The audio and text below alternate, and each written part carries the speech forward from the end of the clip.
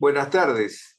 Siguiendo con nuestra TLIS, hoy día 28 de mayo del 2024, tenemos como tema ingesta de cuerpo extraño en pediatría, que estará a cargo del doctor Robert Josué Barón Durán. Él es médico cirujano especialista en pediatría. Él es médico especialista en el área de emergencia del Instituto Nacional de Salud del Niño de San Borja. Ha sido de residente de pediatría en el Hospital Nacional Daniel Alcides Carrión. Él es médico especialista por la Universidad Nacional Mayor de San Marcos y médico cirujano por la Universidad de Carabobo, Venezuela. Doctor Robert Barón Durán, buenas tardes, bienvenido y puede continuar usted. Buenas tardes, doctor. Muchísimas gracias por la invitación. Hemos traído un tema que es de bastante agrado para el público. Voy a presentar mi pantalla. Bien, muy bien. Podemos entonces observar nuestra pantalla. Es importante que nosotros, cuando hablemos de cuerpo extraño en pediatría, veamos algunas cosas que nos llaman la atención y como padres, como hermanos, como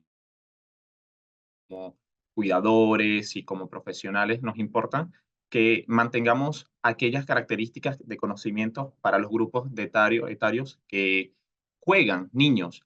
Nuestros niños menores de 5 añitos de edad son un grupo y una población en riesgo.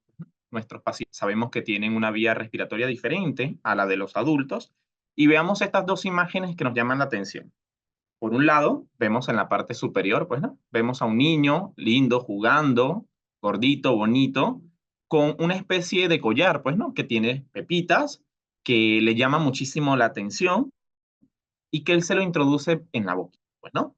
Vemos acá estos otros niños que por naturaleza son exploradores. Ellos intentan conocer cualquier cosa, inclusive los objetos, ya sea tocándolos, ya sea introduciéndolos por su boquita, oliéndolos, tratando de escucharse, a ver si emiten algún sonido, y por naturaleza son exploradores, ¿no?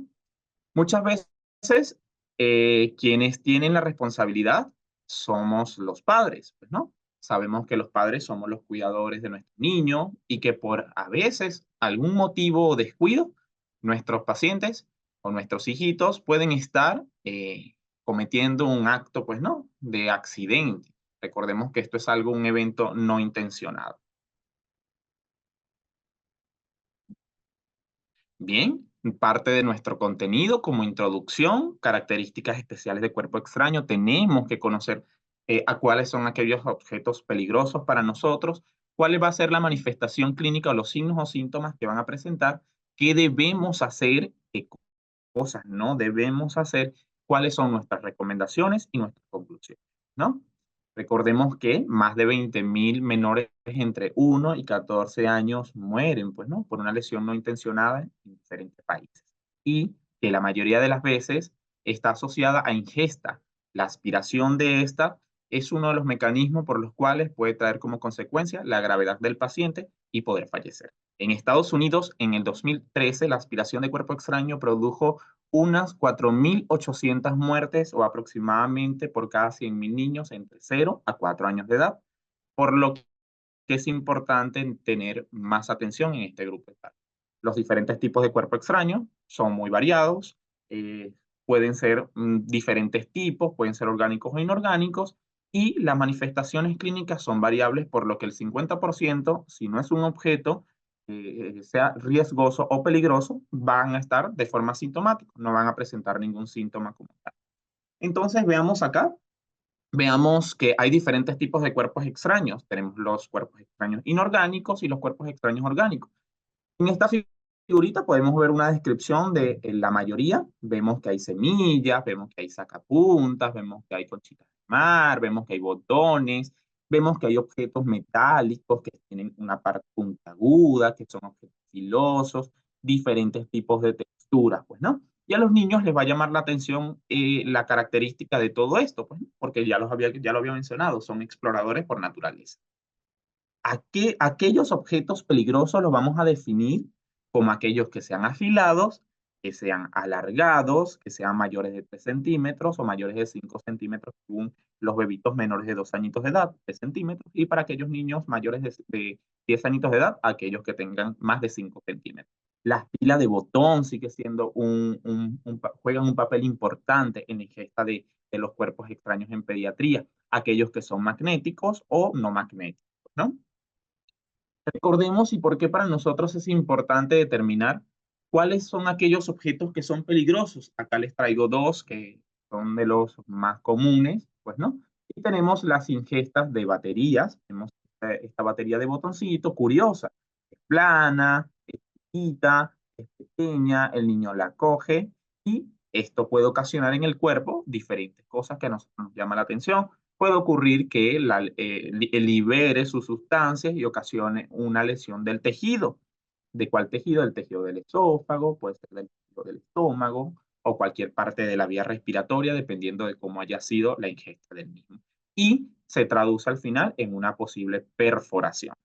También tenemos otro tipo de batería, como son las baterías AAA y las baterías AA, que podemos ver acá en la imagen que ocasiona lesiones por el ácido que emite también, ¿no? Entonces, nosotros decimos, pero ¿cómo nosotros identificamos que mi hijo ha tenido la ingesta de un cuerpo extraño? Él estaba jugando, yo me descuidé por 5 minutos y mi niño de forma aguda empieza a presentar tos, empieza a presentar cambios en la coloración de su cuerpito, se empieza a poner azuladito y empieza a toser, a toser, a toser. Entonces, nosotros lo llamamos la triada de aspiración.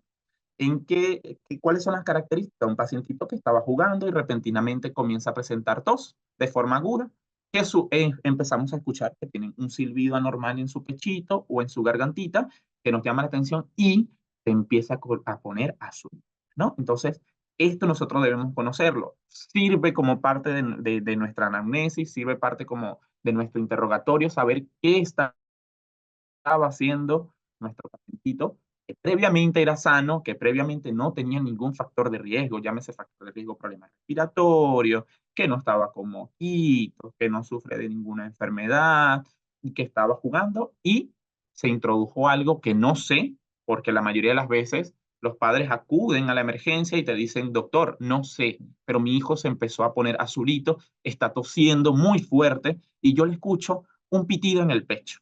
Entonces nosotros inmediatamente hacemos el abordaje. Nosotros es importante que sepamos qué cosas que podemos hacer en la casa y cosas que no podemos.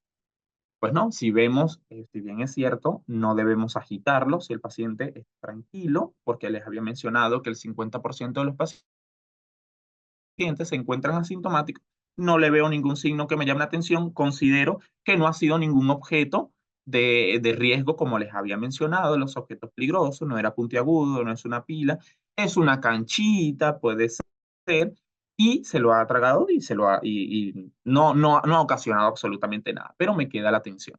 No agito al paciente, no le hago cambios bruscos posturales, si veo que hay algo en la boquita, no hago maniobras invasivas, no intento retirar el cuerpo extraño que esté presentando y evidentemente tenemos dos vías de actuación, ¿no? Hay momentos en que nos podemos decir que estamos ante una emergencia y hay otros momentos en los que no, pues, ¿no? Evidentemente la emergencia nosotros la atendemos de forma inmediata y muchas veces nosotros lo primero que debemos hacer como padres y como cuidadores es mantener la calma, ¿no?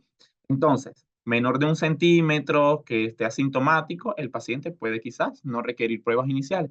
Entonces tenemos un pacientito que está estable, vemos que es un objeto, el paciente no tiene síntomas, el objeto, el cuerpo extraño, era menor de 1 centímetro, no era afilado, no era una pila de botón y no consideraba que era un cuerpo magnético. Entonces, yo puedo tomar dos decisiones, ¿ya? Como padre, yo puedo decidir observarlo, ¿bien? Si no hay ningún signo o síntoma, no ha presentado ninguna clínica de severidad o algo, el paciente puede ser observado en casita y por lo general estos cuerpos extraños son a través de la defecación, pues, ¿no? Se les recomienda que visualicemos qué cosas están eliminando nuestros niños por las heces, pues, ¿no? ¿Puede tardar? Sí, puede tardar unas cuantas horas. Y van a haber diferentes manifestaciones y diferentes características propias de nuestros hijos, ¿no? Sepamos que Tenemos niños que pueden ser estreñidos, que realizan deposiciones una sola vez al día, otros realizan dos veces al día, otros se alternan con periodos de estreñimiento hasta 3, 4, 5 días. Y cada una de estas características a nosotros nos va a servir para la hora de la actuación. Evidentemente, si nosotros tenemos un paciente, un niño, nuestro menor de 5 añitos de edad que está presentando signos de dificultad respiratoria, está presentando la actividad que este paciente debe ser admitido inmediatamente por un área de emergencia para ser evaluado, ¿no? Y nosotros allí realizamos los diferentes abordajes imagenológicos y nos encontramos con muchas veces este tipo de ingestas, ¿no? Vemos que el pacientito, acá nosotros nos llegó, la madre refiere que ha comido un brazaletito, algo, una pulserita, algo, y está tranquilo, pero que quiere ver qué está pasando con su hijito, pues no, porque le da miedo que eso se quede en su vía respiratoria y le ocasione dificultad respiratoria. Nosotros hacemos una radiografía, una imagen de tórax, pues, ¿no? Y evidentemente nos encontramos con un cuerpo extraño. Que el paciente está sintomático, no hay ninguna clínica de riesgo, no está con tos, no está con dificultad respiratoria, no está sibilando, el paciente debe ingresar para hacerse una intervención por el parte del servicio de gastropediatría, ¿no? Vemos acá diferentes tipos de cuerpos extraños, corta uñas, densidad metálicas, inclusive huesitos porque le dimos conejitos o se tragó una moneda, pues no, que por lo general la mayoría de las veces son asintomáticos y se retiran sin ninguna dificultad, no ocasionando mayor, en este caso, lesión en la mucosa de nuestros niños, ¿no?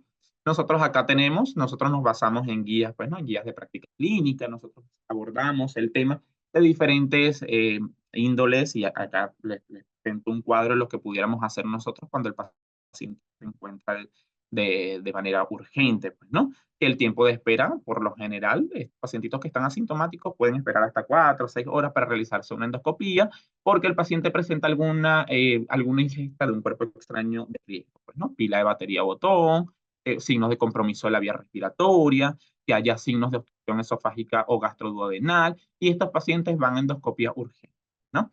Aquellos pacientes que no van a endoscopía urgente por parte del servicio de gastropediatría pueden tener un tiempo de espera máximo entre 2 a 24 horas, ¿no? Y vamos evaluando posteriormente si el paciente puede eliminar por sí solo este cuerpo extraño, que no es un cuerpo extraño que le está ocasionando alguna sintomatología y puede ser retirado posteriormente, ¿no? Y aquellos pacientes que se les vaya a realizar una endoscopía diferida, es decir, que pase un tiempo después mayor de 48 horas, aquellos pacientes que tengan una pila de botón, que lastimosamente han pasado ya 48 horas, porque muchas veces ingresan a la emergencia por eso, que hace 3 días, que hace 4 días, yo vi que se pagó una pila y que mi niño todavía no ha hecho deposición, pero señor, ¿te ha presentado algo? No, no dolor abdominal, no vómitos, no distensión, no está presentando absolutamente nada, y le explicamos las diferentes medidas de actuación que podemos hacer. Si nosotros vemos estas características, vemos a nuestro pacientito que de repente empieza a agarrarse el cuello y el paciente se empieza a colocar azulito, ¿ya? Y empieza a toser. Ahorita les voy a mostrar un video de cuáles pueden ser aquellas medidas de actuación de emergencia que nosotros pudiéramos entrenarnos, tener conocimiento y poder actuar, ¿no? Para nosotros en el área de emergencia, nosotros valoramos dos cosas, nuestra vía aérea. Nuestra vía aérea es diferente, es más pequeñita que la de los adultos y nosotros valoramos si está permeable o no está permeable. ¿A qué llamamos permeable? A un paciente, bueno, que llega con el cuerpo extraño, se le tomó su radiografía, no tiene ningún signo o síntoma, o si en tal caso requiriera que algún soporte, se le coloca oxigenoterapia, hacemos la evaluación si está en vía respiratoria o está en vía digestiva y se pudiera realizar la extracción por broncofibroscopía, ¿no? Obviamente esto se realiza en sala de operaciones y observamos, ¿no? Pero tenemos aquellos pacientitos que empiezan con una dificultad respiratoria. Tenemos dos componentes importantes. O es una vía aérea que está obstruida completamente o que está obstruida incompletamente. Aquellos pacientitos que tenemos una vía aérea que está incompleta, le damos su soporte oxigenatorio, evitamos el retiro de forma manual y observamos el cuadro clínico. Pues no, evidentemente ya posterior se hacen las reintervenciones que se requieran y el abordaje y la intervención para la extracción de cuerpo extraño, ¿no? Pero si vemos que el paciente tiene una obstrucción completa de la vía aérea, debemos actuar de forma inmediata, ¿no? Entonces, parte de lo que les había mencionado, podemos tener una vía aérea, un paciente que está estable o un paciente que está totalmente inestable, y estos son los que manejamos nosotros ya sea en las diferentes áreas, pues, ¿no? Ya sea en el área de observación, nosotros tenemos un área de observación donde manejamos pacientes con diferentes tipos de prioridades, por lo general prioridades 1 y 2, o si el paciente requiere por lo general alguna intervención extra, ¿no? Ya sea unidad de cuidados intensivos o inclusive sala de operaciones, ¿no? Pero si el paciente es estable, recogemos una historia clínica. Para nosotros es fundamental que nosotros sepamos cuánto tiempo ha sido la ingesta del cuerpo extraño, porque a veces presentamos síntomas de forma aguda o síntomas que son progresivos, que van siendo, ¿no? Hacemos nuestra radiografía, evaluamos si hay sugestiva de algún proceso o ingesta de cuerpo extraño. El paciente, si no lo vemos con ningún signo o síntoma, el cuerpo extraño quizás a lo mejor está en estómago o está en vía intestinal, el paciente se puede y se revalora, ¿no? Posteriormente. Vemos que qué podemos hacer nosotros de forma inmediata, y que cuando el pacientito empieza a presentar signos de dificultad respiratoria, tenemos dos grupos importantes, pues, ¿no? Nuestros menores de 2 añitos de edad y nuestros pacientes mayores de 2 años de edad. Y fíjense qué curiosas las imágenes. Pues nuestras imágenes hablan por sí solas. Vemos a este pacientito a través de los conocimientos que nosotros podemos ir adquiriendo, pues, ¿no? La idea es que nosotros sepamos qué podemos hacer en una emergencia, es agarrar a nuestro pacientito, colocar, fíjense cómo la mano del padre o del cuidador o de la persona que tenga conocimiento aborda la vía respiratoria, la apertura y da pequeñas palmaditas en la parte de la región intraescapular, ¿no? Entonces da unas pequeñas palmaditas y a través de eso, evidentemente, puede expulsar el cuerpo extraño. Evidentemente, si el paciente no mejora, no responde, el paciente requiere, evidentemente, una atención en el área de emergencia y pudiera hasta presentar signos de dificultad respiratoria severa, paro cardiorrespiratorio, y este paciente va a requerir maniobras de reanimación. Y veamos aquí estos pacientitos que son mayores de 12 años de edad, un poco más grandecitos. El pacientito lo agarramos, lo podemos llevar a nuestro cuerpito. Lo ideal es levantarlo y hacer un movimiento, lo llamamos aquí en el epigastrio, pues no, pero lo pueden llamar en la boquita del estómago, y movimientos ascendentes para intentar de retirar el cuerpo extraño. Acá les presento un video porque siempre es importante hacer las cosas de forma ilustrativa, donde vemos dos personas, pues, ¿no? Vemos un maniquí, acá este paciente está presentando el signo universal de atragantamiento o ahogamiento, y vemos que si el paciente colabora, tose, podemos hacer pequeños estímulos a través de la espalda y este va a toser y va a expulsar el cuerpo extraño. Esos son en los pacientitos que más o menos pueden controlar la vía respiratoria, tos, y eso los ayuda. Pero aquellos que no, empieza a presentar cianosis, elevamos a nuestros pacientitos, colocamos la mano en puñito en el epigastrio y hacemos movimientos sutiles, pero fuertes, de forma ascendente. Así, eso va a garantizar que el paciente pueda expulsar el cuerpo, ¿no? Y podemos salvar la vida. Evidentemente, sabemos que si el paciente no pudimos sacar el cuerpo extraño, no sentimos el pulso, el paciente va a requerir que evidentemente le realicemos una reanimación cardiopulmonar. Tenemos a este otro que son nuestros pacientitos más pequeñitos, pues, ¿no? Hacemos el estímulo, tocamos las piernitas del pacientito, pues, ¿no? Vemos y lo observamos. Lo más importante es la forma en que agarramos la vía respiratoria. Vemos cómo agarra su mandibulita, cómo utiliza el tórax y utiliza el antebrazo para la colocación del pacientito, y damos pequeños golpes sutiles, abriendo, aperturando un poco la vía aérea, damos golpes sutiles y fíjense cómo salió el cuerpo extraño, ¿no? Entonces, son medidas que a nosotros pueden salvarle la vida a una persona. Entonces, evidentemente hay algunas cosas que se aconsejan y otras cosas que no se desaconsejan, pero si tenemos el signo universal de atragantamiento, cianosis, y podemos ayudarlo y tenemos el conocimiento y las capacidades, ¿por qué no podemos intentar ayudar? Y si vemos que el paciente evidentemente no se puede realizar estas maniobras porque tiene una obstrucción total de la vía respiratoria, el paciente va a requerir maniobras de reanimación.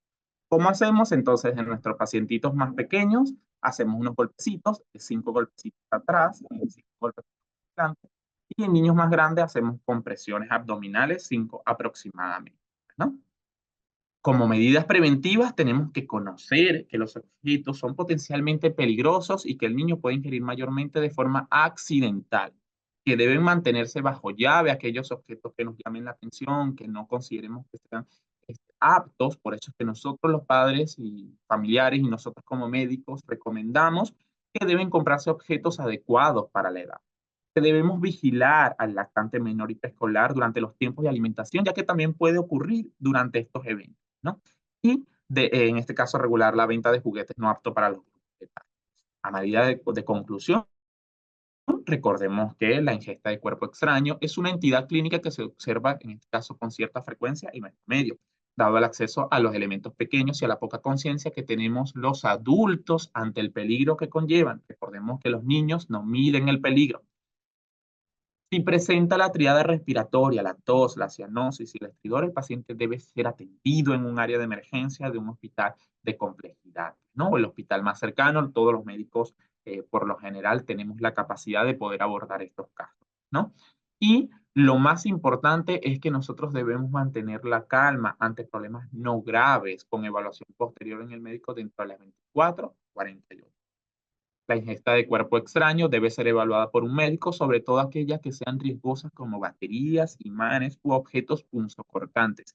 Y en caso de presentarse las medidas de emergencia, veamos que aquí tenemos a un padre, pues, ¿no? Jugando con su niña, está interactuando con ella y a su vez está observando cuáles son los objetos con los que ella juega, ¿no? La medida más importante para nosotros es prevenir la ingesta de cuerpo extraño, ser partícipes de las actividades que nuestros hijos presentan, para así evitar un accidente que llegue a presentarse con una repercusión fatal. Eso sería todo. Muchísimas gracias. Doctor, muchas gracias por la presentación, una presentación muy didáctica. Y quiero saber si en la sala tenemos algunas consultas. Por favor, sus dudas o preguntas las pueden escribir en el chat para que el ponente las pueda resolver por este medio. Muchas gracias, doctor. Esperamos, por favor, algunos segundos para que nuestros participantes se animen a escribir sus consultas. Así es. Muchas gracias.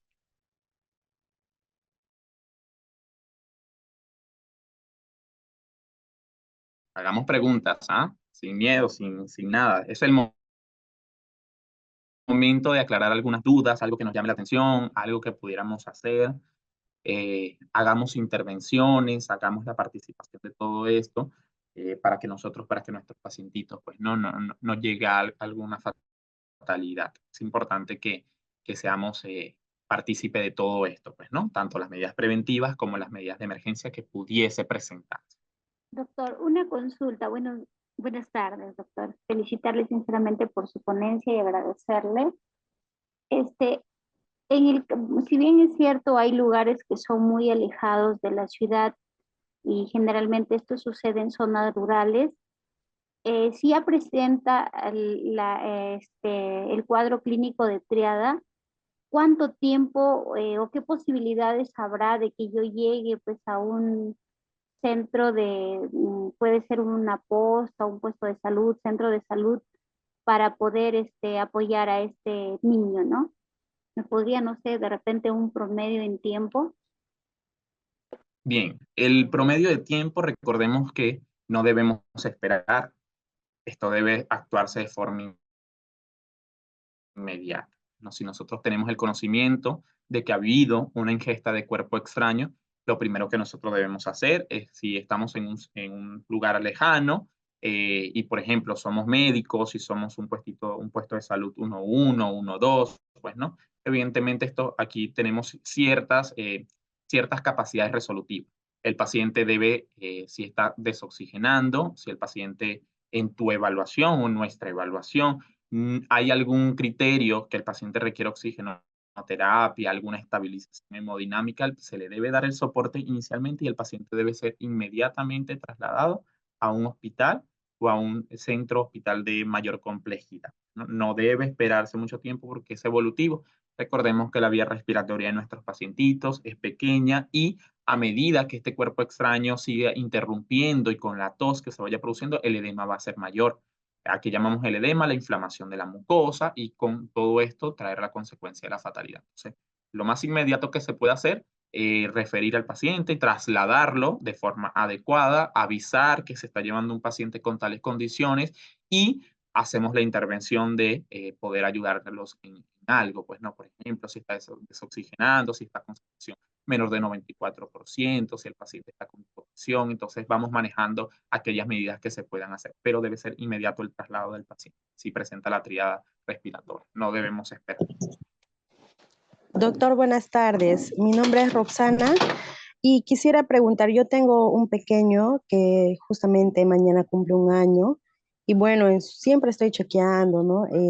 Con qué tipo de artículos está jugando, pero mi pregunta es, en caso de que no podemos reanimarlo con ese tipo ¿cómo se llama? De auxilio, al llevarlo o trasladarlo a un centro médico, ya podría ser afectado algún otro órgano, o sea, de pronto eso es mi pregunta, ¿no? Algún sistema dentro de mi bebé para yo irme, pues, ¿no? Preparada también, porque a veces en vez de, bueno, me ha pasado en mi hija anterior, de 2, ya cumple 12, pero cuando era pequeña se había atragantado con un caramelo. Y yo en vez de reaccionar bien, me desesperé. Y gracias a Dios tenía un familiar al costado y me dijo, me agarró y me dijo, tranquilízate. Y él empezó a agarrar a mi hijita con el puñito y ella lo expulsó, ¿no? Entonces, por eso pregunto, al trasladarlo, de pronto va a ser afectado algún órgano, algún sistema dentro del niño, del bebé. Ya, hay dos cosas que son bastante interesantes, muy buena tu pregunta, pues, ¿no? Recordemos que hay dos vías de actuación, la vía de que el paciente pueda ir bien, la vía de que el paciente no pueda ir bien. Mientras el paciente esté estable, está con tosecita, pero no vemos que haya cambios en la coloración, el paciente sí tiene que ser evaluado, evidentemente, tiene que ir al área de emergencia, y aquellas personas que tengan desaturación, signos de dificultad respiratoria, no se les puede dar un soporte oxigenatorio, recordemos que hay órganos nobles, como el cerebro, ¿ya?, que requiere oxígeno. Entonces, el paciente puede presentar desoxigenación en su cerebrito, eso puede traer consigo que el vehículo, el motor principal, está en el cerebro para respirar, esto se altere y pueda, o el paciente respirar un poco más rápido, respirar un poco más lento, y esto es una comunicación constante entre todo su cuerpo, ¿no? Recordemos que el cuerpo puede tornarse acidótico, la acidosis puede ocasionarte problemas cardiovasculares, porque no es aislado, todo puede ser cerebro, corazón, riñones, todo. Y mientras más tiempo sea en que el paciente tenga dificultad respiratoria, más va a ser el problema a la hora de abordar. Entonces, inmediatamente el paciente, por lo general, si no tiene ningún signo de dificultad respiratoria, no está presentando signos o síntomas como les expliqué, pues no, evidentemente no creo que haya alguna repercusión. Evidentemente, si tenemos algún pacientito que se ha ingerido, por ejemplo, no sé, un alfiler, que se ha ingerido una batería, pueden pasar dos cosas también. El paciente libere esa sustancia si no se extrae de forma inmediata, si es un objeto de riesgo, y puede ocasionar daño en la mucosa. Entonces, a medida que, dependiendo del tipo de objeto que se introduzca, dependiendo de la manifestación clínica que esté presente, va a traer consigo una consecuencia, ¿no? Muchas veces, por ejemplo, nos han consultado de la ingesta de baterías de estas de botones, batería AA, AAA, la mayoría se debe extraer, pero muchas veces, afortunadamente, el intestino y el cuerpo es tan inteligente que se forma una bola, un contenido, lo atrapa y esto es expulsado a través de las deposiciones, pues, ¿no? Pero está la otra vía que no, en donde aquellos pacientitos, la mucosa se pueda lesionar, empieza a vomitar, empieza con dificultad abdominal, ¿y qué tenemos? Que el paciente se perforó. Entonces, esas cositas no debemos pasarla por alto y debe ser evaluado por el especialista. En este caso, nosotros en el área de emergencia recibimos, evaluamos, damos las mejores recomendaciones y tomamos la mejor decisión ante. Espero haber respondido a tu pregunta.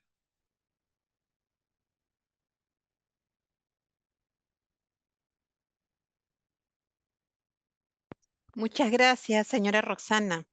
Gracias por la pregunta. No sé si en el chat o dentro de los participantes hay alguien más que se anima a realizar una consulta. Aprovechemos que tenemos la posibilidad de contar con un especialista en el tema para que nos oriente y nos brinde también algunos detalles importantes sobre la ingesta de cuerpo extraño en pediatría.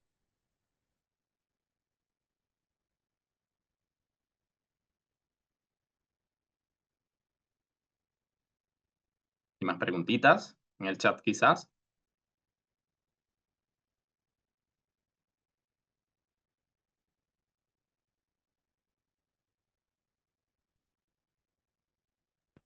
Listo, doctor. No tenemos más consultas. Agradecemos su participación. Agradecemos también la gran acogida que ha tenido nuestra tele IEC, cerca de 140 personas conectadas y estaremos compartiendo futuros eventos con ustedes. Síganos en nuestras redes sociales, sigan el canal de WhatsApp de la biblioteca para que se enteren también de futuros cursos, capacitaciones o talleres.